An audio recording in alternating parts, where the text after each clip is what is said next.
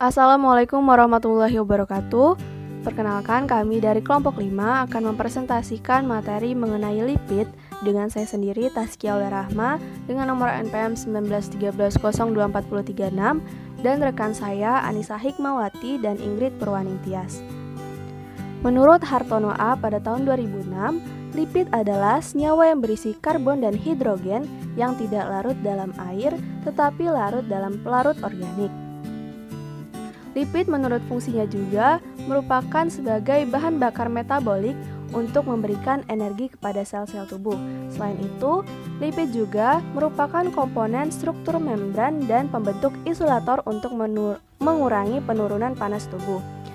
Lipid juga memiliki fungsi sebagai penghemat protein dan pemberi rasa kenyang pada tubuh. Lalu, lipid juga memiliki fungsi sebagai peredam dampak benturan pada organ tubuh dan komponen pembentuk hormon dan vitamin yang larut dalam lemak. Kemudian, untuk materi berikutnya akan disampaikan oleh rekan saya.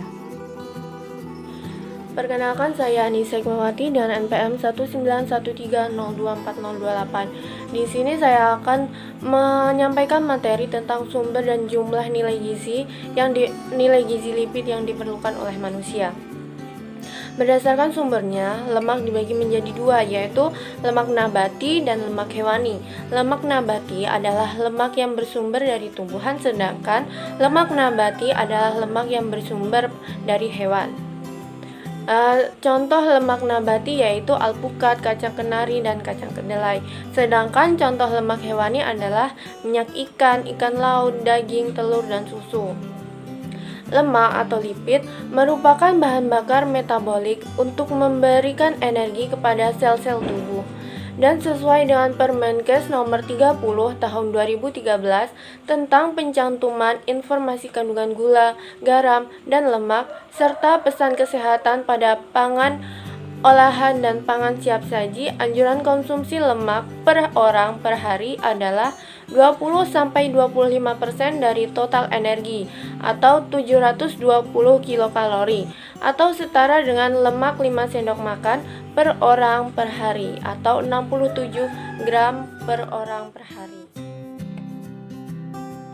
Materi selanjutnya adalah pembagian lipid dalam darah.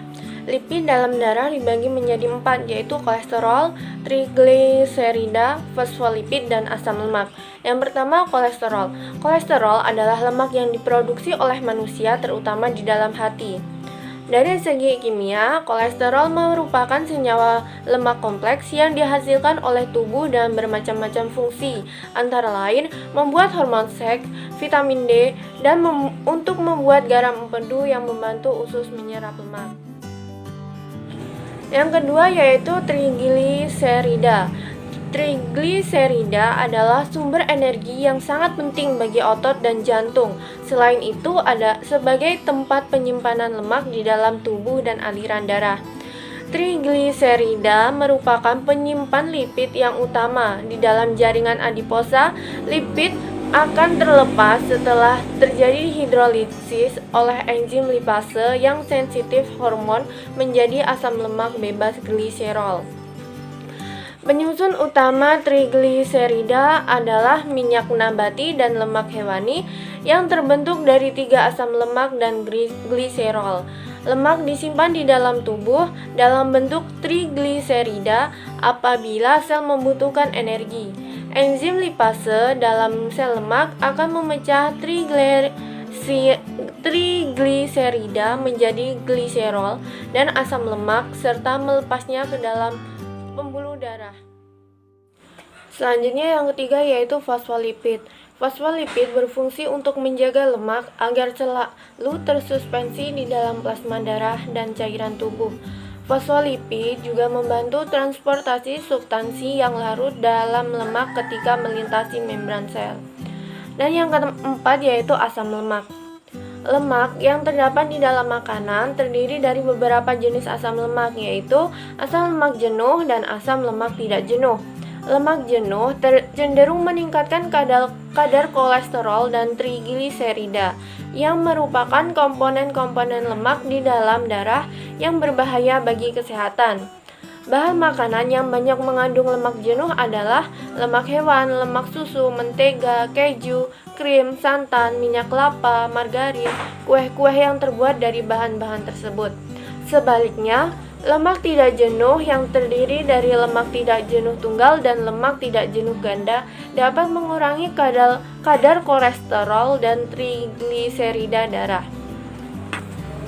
Dan materi selanjutnya akan disampaikan oleh teman saya. Hai, saya Ingrid. Di sini saya akan membahas mengenai pencernaan lipid. Pencernaan lipid atau lemak terutama terjadi di dalam usus halus, karena di dalam mulut atau di dalam kerongkongan atau di dalam lambung itu belum ada zat atau enzim yang dapat menghidrolisis lemak tersebut. Nah, proses pencernaan itu tentunya selalu melibatkan air. Namun, seperti yang kita ketahui, lemak atau minyak itu suka larut dalam air, maka dari itu di dalam usus halus lemak perlu diubah menjadi bentuk emulsi sehingga mudah berhubungan dengan enzim serta mudah larut dalam air sehingga dapat diserap oleh tubuh kita.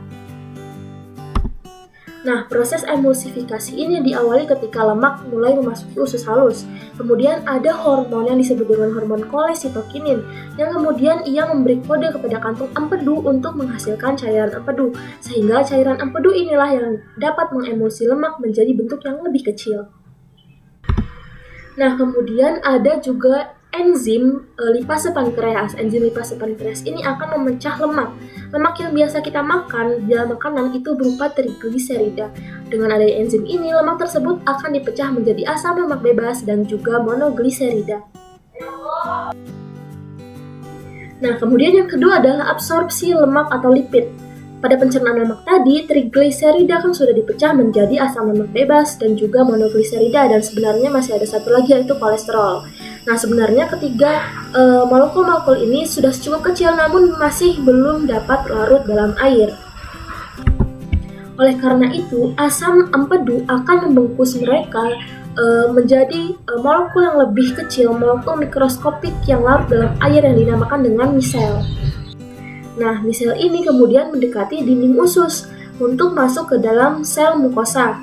Kemudian monogliserida dan asam lemak bebas tadi akan masuk ke dalam sel mukosa tersebut. Kemudian setelah memasukinya, kedua molekul yang tadinya berpisah akan bersatu kembali lagi menjadi trigliserida. Nah, sampai sini pencernaan dan penyerapan lemak pun telah selesai.